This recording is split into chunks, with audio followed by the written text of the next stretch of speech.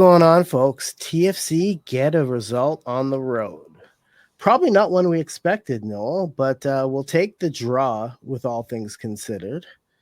Um, so, yeah, we're back with another TFC Unplugged. How's it going, everybody?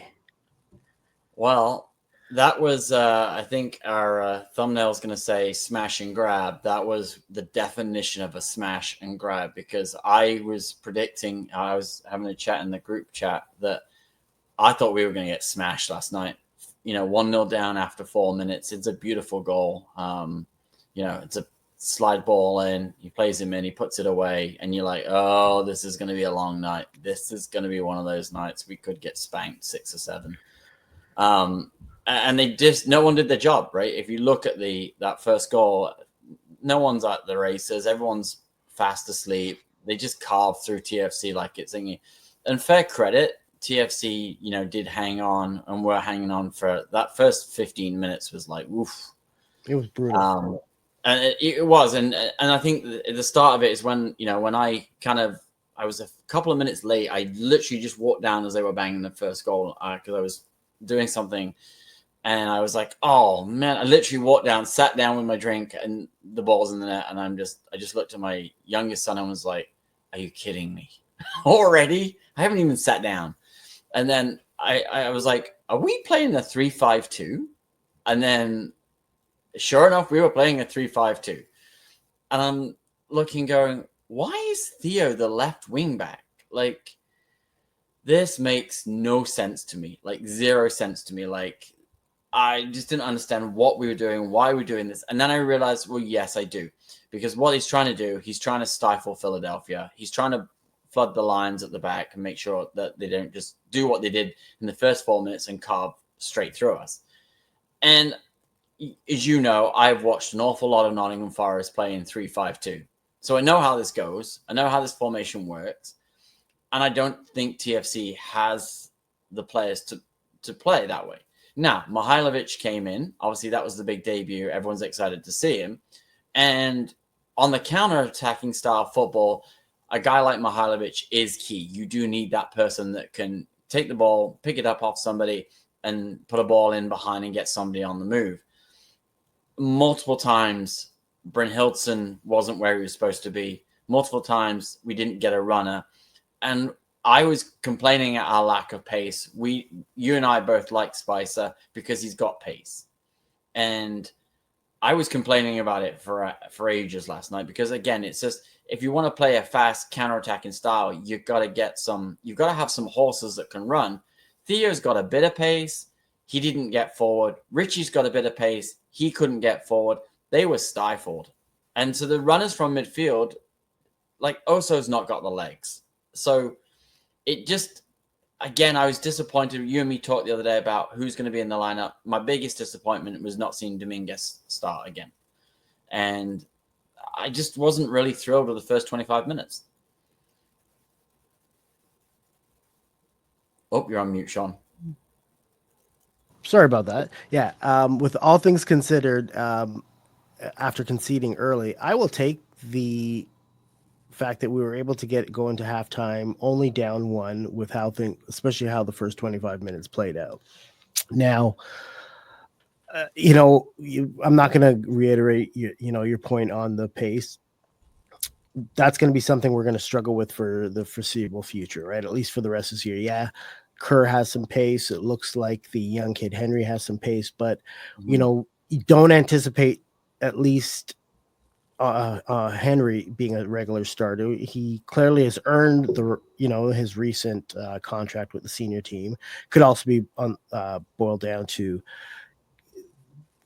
they're looking at some ways to cut, be budget friendly with regard to how they're building out the roster for next season. So either way, we'll touch on Henry in a bit more. The point is, going into halftime, only down 1, the adjustments that he made to kind of stifle them defensively helped.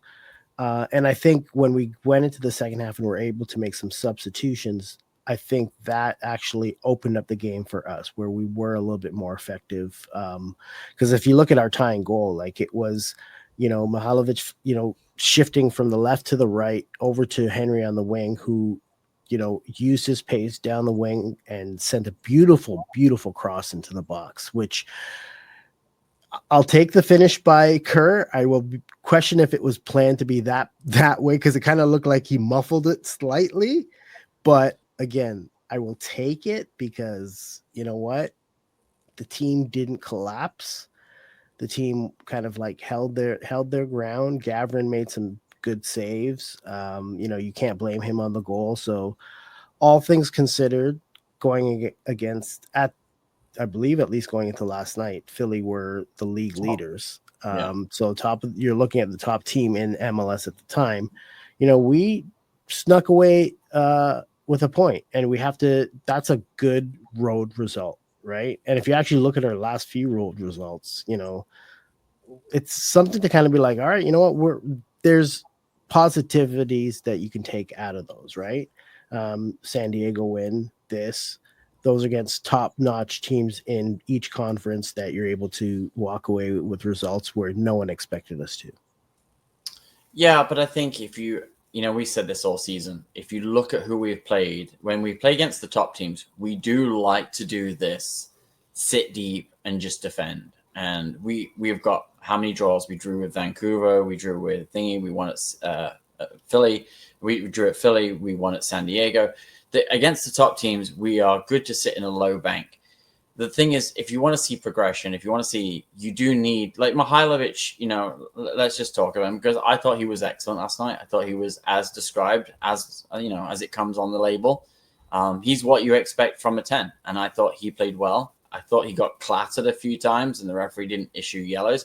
The referee, I would say, she was a little bit all over the place. But again, she was fairly consistent in her approach. But I thought Mihailovic was very good in the moments he had the ball. I think he created 4 chances.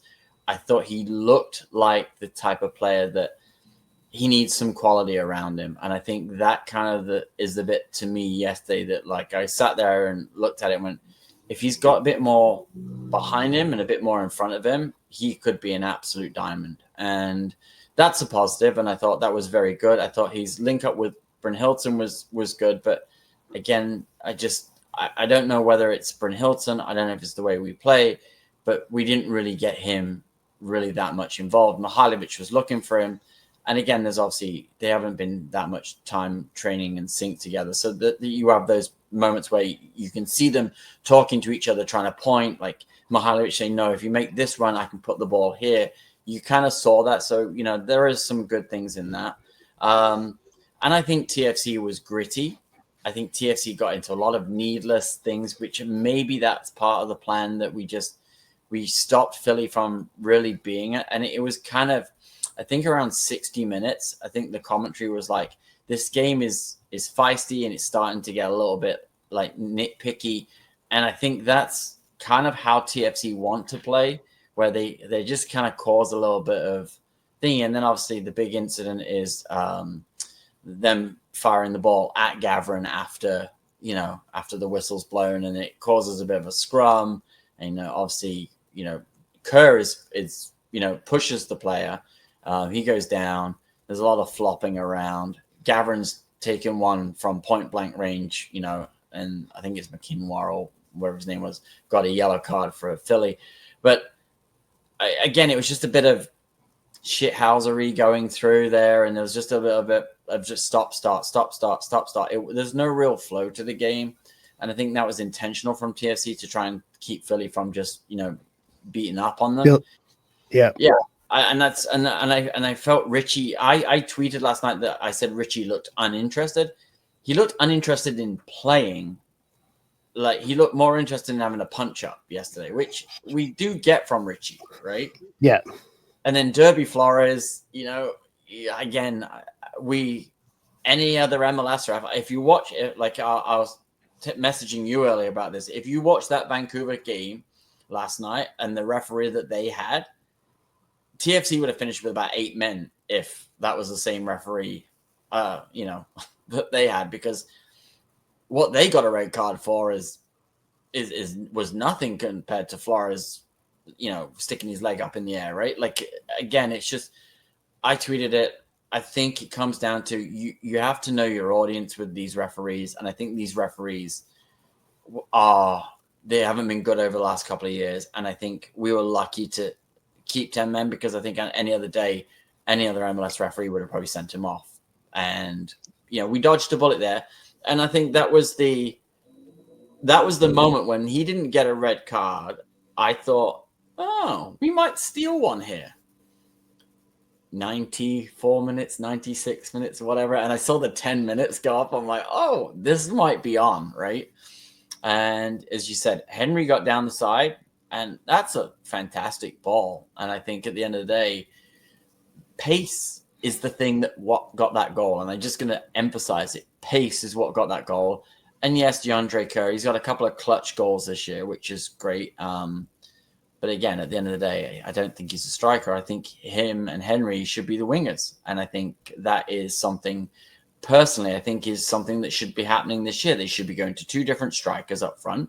And you should just let, Kerr go down one side and Henry go down the other side when Theo and whoever else the other starting winger is going to be next year. I just think that's what we should be. That should be, as you pointed out earlier, these should be your attacking depth pieces. And, you put them on the wing.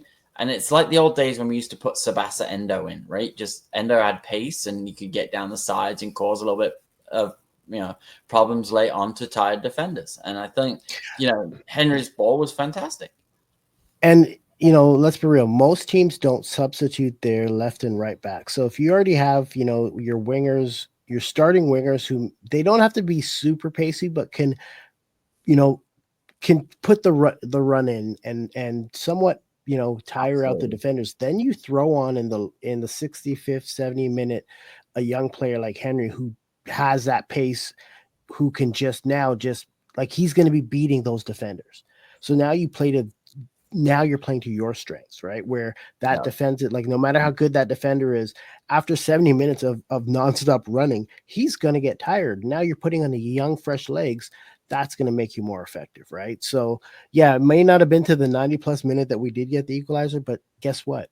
We didn't concede again. We were able to hold the fort and steal that point late in the game when, there was probably not too many people in that stadium expecting us to score. Right. No, I don't think we expected to score, right? And that's, and that's full credit. Like, I think, Robin Fraser, let's talk about him, because obviously he went with a 3-5-2. It didn't work. Credit to him for realizing, look, it's not working. We're absolutely getting pummeled here. He made the change, and, I'm glad he did, but I also question why we were trying that in the first place. Again, they've probably spent the last week and a half working on that, and then it lasted 25 minutes. And I just question his tactics at times. I just question his, does he not see it? Then putting Theo as the wing back. We've tried this with Bernadeschi. We've done this routine. We've done this with all these players that we keep trying to convert into different positions. Look, Theo's been playing really well for 6 weeks, 7 weeks. I think that's fair to say, right? He's looked like a player that has got something about him, to the point where I'm almost saying, you should probably bring him back next year at the whatever $2 million it is fee, because I think he's a piece that can work with this system and with his players.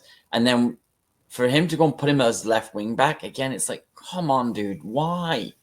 And then you make the change, and they played a lot better once they made the change. And I think for me, yes, he got it right eventually, but it's like, why are you trying to change something? It doesn't make sense. If you're trying to game plan for that team, you've got to game plan for that team and have the people and the players to play that positions. If you don't, then you stick with what you know and what you've got your best formation is. And I do think Alonso Cuello, again, he's a bit like Derby Flores. He's a bit like Matty Longstaff. They're always consistently good game, bad game, good game, bad game, good game. You just don't know which game you're going to get from. I thought Coelho had his moments where he was good, and then his moments where he's turning the ball over, or getting into trouble. Derby Flores, again, got more involved in the after stuff than breaking up the ball. I just felt like Dominguez is a lot more calmer on the ball and a lot more controlled. And I think against a team like Philly that's going to press you, it's going to get the ball back off you, you need guys that can hold the ball. And I felt Dominguez, Mihailovic would be guys that could get hold of the ball and slow it down for the rest of them around them. And I just don't like the fact that Dominguez got dropped. And again, I'm not going to go on about it, but I also felt that Dominguez should have been in for Oso today or last night. We could keep going on with regard to that point, because we talked about it the other day that, who was going to be the sub, who was going to be in and who was going to be out. We hoped it wasn't going to be Dominguez, but you at the same time kind of expected, based on just when Oso's healthy, no matter what, he's playing. And that's again, this is not, people are always going to say, oh, you guys hate on him. We don't hate Oso. It's just we see him as a role player, not as a starting 11 anymore.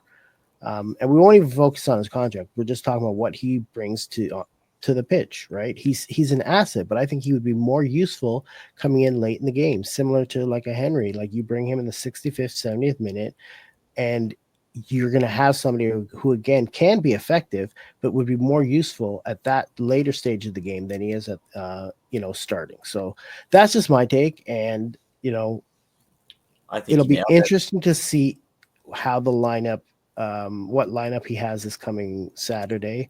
They're back at BMO Field. They're going to have a week to prepare, adjust to the back to the Toronto heat temperatures. So it'll be interesting, Mihailovic having the full week to train with the squad. Will he, him and Brynjolfsson kind of figure things out together? It's not going to happen overnight. It's going to take, a few weeks for them to really get in sync. But, hopefully he can help awaken what a lot of us think is there in Ole. It's so hard to say, because we see glimpses and moments where you see there's something there, but it's just we haven't seen enough for us to truly say, you know what, I would like to see him as our number 9 next year. And at this current state, like if you were to ask me right now and I had to make that decision, I'm going to say no to signing him. Well, absolutely, because and I was saying this because somebody said to me last night in a group chat that we always bag on Kerr, and I'm like, we don't bag on Kerr. The problem is he's been assigned this role as the striker, and he scored 13 goals in 83 games over 4 years. That's not a striker, right? That's and we have to be honest, and this is the conversation that people don't like sometimes. Is like, as a striker, your job is to score goals. You've got to score goals week in and week out.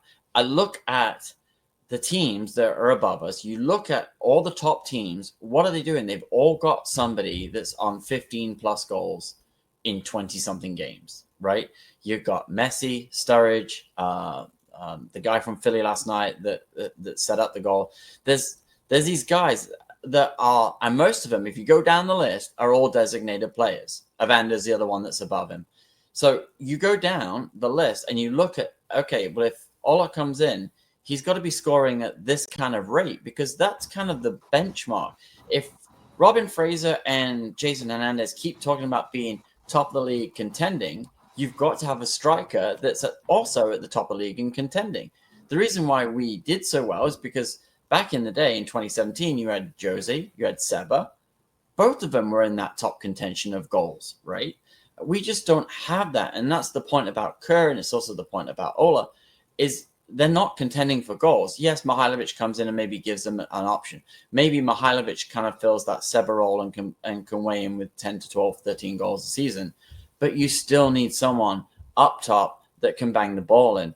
Yeah, Kerr's, again, we've talked about this. He's a winger, and he's done a job for TFC for the last couple of years that, because we just didn't have any other options.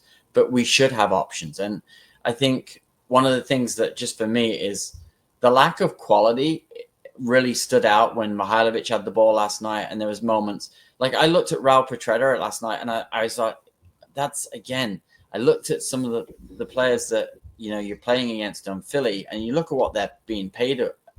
Some of those guys are making 200,000-300,000, and you got Petretta that's just shy of $1 million. I don't know, man. Like, there's not enough quality for the value that we've got on the pitch.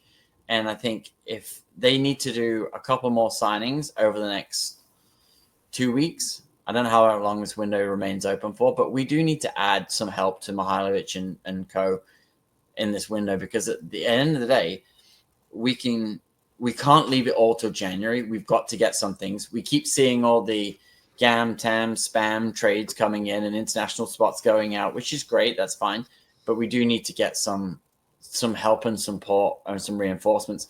And we do need some quality, and we do need some pace. And I know, some people commented last night, well, if we just wanted pace, why did we let Spicer go? Well, I think if you saw the comments yesterday, I think it was, I can't remember who reported it, but essentially Spicer wanted 4 to 5 times what he's getting paid by the end of the summer.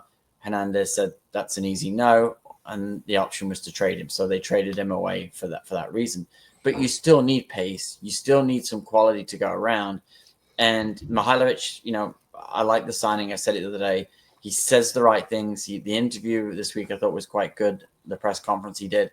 But again, you kind of just see the difference with when a really quality player comes into the side and what they can do. And, we are lacking some serious quality in other areas. Oh, definitely. It'll be interesting to see if we make any more additions this coming week. It'd be nice to have, 1 or 2 more players come in that aren't from our academy. But the 2 most recent additions, which we'll say Mihailovic and Henry, who got his permanent deal, they look like they will be pieces that are going to be part of the future, right? Obviously, one is a starter, the other will most likely be a bench player or role player next year, which is fine with me. But it's like the club seems like, if this is the direction they're going, I will sit back and watch to see if they can continue with the right pieces, right? So we'll see how things go. Because again, this window closes this coming week. So if they are going to add any more players, you've got the money now, right? You've done some wiggle room to create some money to add additional players. And if that means having us to say goodbye to another player or two, that I'm fine with that, as long as it's the right player you're saying goodbye to. Once I saw the article on Spicer, I don't like, that's one of the things I'm kind of glad the club put their foot down in. They're not going to give in to players' overpriced demands, that they have a budget structure that they're trying to follow, and 4 to 5. And I would say, like, Spicer, I like you, but 4 to 5 times what you're making, you're worth maybe, at least double probably what you're making at minimum, but not 4 to 5 times. So I can't agree with players asking for that when you've only had 2 years in the league, and like this year's been really your true breakout year. So, I can accept that move. So we'll see how things go. It will be interesting. It'll be nice. So the window is till the 21st. Okay, I just looked this up. So the window is till August 21st. So that gives them what, roughly 11 days? Yep. So and I was looking at this because it's a numbers game, right? So we essentially let 3 leave, and we brought 1 in, and we were already thin. So that squad and the bench, kind of says it all, right? So I think they've got to add 1 to 2 minimum. I think they've got to get at least back to covering for the departures as opposed to the, you know what I mean? So that's a lot of pressure in 11 days for them to step up. It is. On a side note, here's a question for you. We know Sean Johnson was out with the concussion protocol. Do you give Gavin another run this Saturday, regardless if Johnson's back, just to allow him to kind of, simply because like you and I know, like at some point you have to really see, like we've seen him play last year, but he basically, it's been almost a year since before last night's game that he played. Like he hadn't played in a long time. He looked okay last night. Like he didn't look bad. Like, and I think like the second goal that was for Philly scored that was chalked off, we didn't talk about it, but I think he punched the guy in the face too, which I thought was epic. But he's 6'6", right? Like he's a big guy. When the referee went over and she was like, just like up to his shoulder, like not even anywhere near his. And you're like, holy smokes, he's a big guy. And then he got down to one save late on, which was fantastic, right? And yep. I think he needs to play at this point. I think we've talked about this. Again, we talk about money more than we talk about things. And I hate talking about money in football, but it's part of the game, unfortunately. It's part that we don't like, but there is a business side to it. But when I'm looking at Sean Johnson, yes, he's had a fantastic year. He's done great. He's saved this club from being rock bottom. Let's call it that's what it is, right? And he's done great. But we all know that we need to move on from him because at the end of the day, he's getting older. He's also taking up a lot of money. And I do think that if you leave Gavin in, I think Gavin would be the best person to just give him some game time, let him run out the rest of the season. Because at the end of the day, you need to know whether you need to go and find a new goalkeeper this offseason, or you're going to re-sign Sean for another year. And then, again, it's more money because he's not going to do that cheaply. And for all, like, there's no guarantee. Like we stated from what we've heard, and we haven't been able to, verify, confirm since that Sean Johnson won't be back next season, right? But let's assume, the off season comes and they decide to move on. You have to know from now, before the end of the season, if Gavin can play that role. Because again, once the off season comes, you have to make that decision, whether it be Sean Johnson re-signing or whether you decide to bring in another keeper. You need to know what you have in Gavin, right? Because you're not going to, are you going to try to bring 2 to 3 keepers in next year to try to figure it out, which is only going to help set you back. So you need to know what direction you're moving in as soon as possible, right? So it's not a matter of we don't want to see Sean Johnson back. It's just that, you're going through concussion protocol. Don't rush him back. Well, there's that part of it too. But I think to your point, and here's the bit that I'm at, right, is what happened in 2015 and 2016? You had a lot of younger players, you had a lot of new players to the team, and they all kind of grew together, right? If Gavin's, I think we've seen enough of him from Canadian Championship games. We know what there's somebody there. But, I also am a big fan of, with goalkeepers, they get better as they get older. So it's just a kind of, but they've got to play. And that's part of the reality of being a goalkeeper, as you well know. You've got to play and you learn as you grow. He's got to start playing week in and week out in MLS. And I think week in and week out is the way to go. With a young defense, because again, I don't want to see Sigurd Roasted back. I don't want to see Raul Petretta back. You've got Monlouis, Gomis. You've got all these young guys that are coming in, and we've been linked to a couple of young guys around the world as well in terms of defenders. I think you need to build a back five, because obviously I think you assume we're going to go with a back four and have that kind of grow together and have this team just grow together in a pocket and move forward. And I just, again, keeping some of the old guys around, I just don't see the point at this day and age of we've sucked for so long with all these ready to win now guys. They haven't worked. So let's just have guys like Gavin start week in and week out, get them some real quality. Because, like Gomes, I think we can all agree, looks like a quality player. Monlouis, he's got moments, but we haven't really had a big sample size of him to really say that this is the guy. But I want to see him. I want to see him back because I think there's something there. Yeah, exactly. But I think if you've got all these younger guys and you get a couple of guys that can play the positions well and kind of just grow together, then you gradually just keep moving up. And if you can get a striker that can score some goals, we might win a few more games, and you end up on the edge of that playoff spot. And I think that's kind of what we need to see from this team. I don't need to hear we're going to go from the bottom to the top of the league because we just don't see enough quality in this team to do that. So even if it is a build, then make sure it's a build the right way. And I think the first part of that is saying, look, yes, thank you, Sean Johnson. Stellar year this year. Going to a team that's going to win now, right? We're not going to win now. And then just give Gavin the opportunity for the remainder of the season. I think at the end of the day, at the end of the season, if you think he's not worth it, then you've got to get that resolved.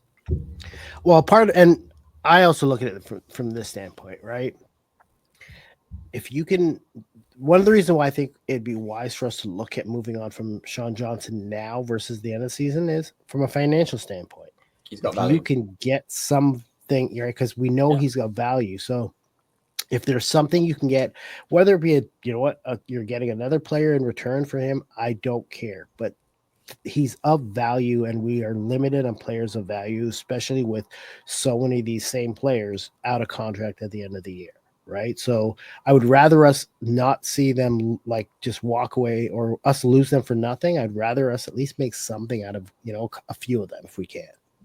Yeah, I think that's key too. I was kind of hoping we'd get a roasted deal to Norway or a Petretta deal to somebody in Europe, like just to kind of get something. I'm not saying bees, but like just to try and free up some spots, because I think at the end of the day, as we said, we've got 11 days. They've got to add a couple of players because they're going to really, really struggle to overturn this team in the offseason, which we've seen in MLS. It's a struggle when Europe's not wanting to sell players and South America's not wanting to sell players in those windows because their leagues are in key moments and key times. So I think for me, that's the part of it where you kind of hope that we do in the next couple of days get some breaking news and get some updated deals. Oh, sorry about that. I had a little technical difficulty all of a sudden. Yeah, you know what? Like you said, we got 7 days to see if anything else happens, but that's the conversation we'll have to have after the fact to see if anything happened, to see if there's going to be disappointment or joy in TFC land. So at the moment, I think we can roll results. There's signs of real improvement, not just, luck here, luck there. Like, you went up against some big boys and you got results that nobody anticipated, right? And that has to be the silver lining, right? And otherwise, a pretty dreadful season for us. So I'll take the draw on the road. You got to take that point, right? You got to take that as a positive. Yeah. I think there's not much else we can do. Again, the battling's nice to see. I think that's one thing that has been evident for the last 5 or 6 weeks. There is those moments, I think, but now the questions are, can you add quality to make the team move forward? Because I do think, we said it about Mihailovic before he came in, the next signing has to be a real hit. And, I think, I don't know if you saw Josie Altidor's comments this week. I think Josie, it's nice when the old boys kind of make those comments, right? But I do think he's right that you've got to see what they can do, and you've got to add some quality around them, and you've got to give them some pieces to work with. And I think I do think we need to bring in another DP that complements Mihailovic more than anything. And I think it has to be a striker.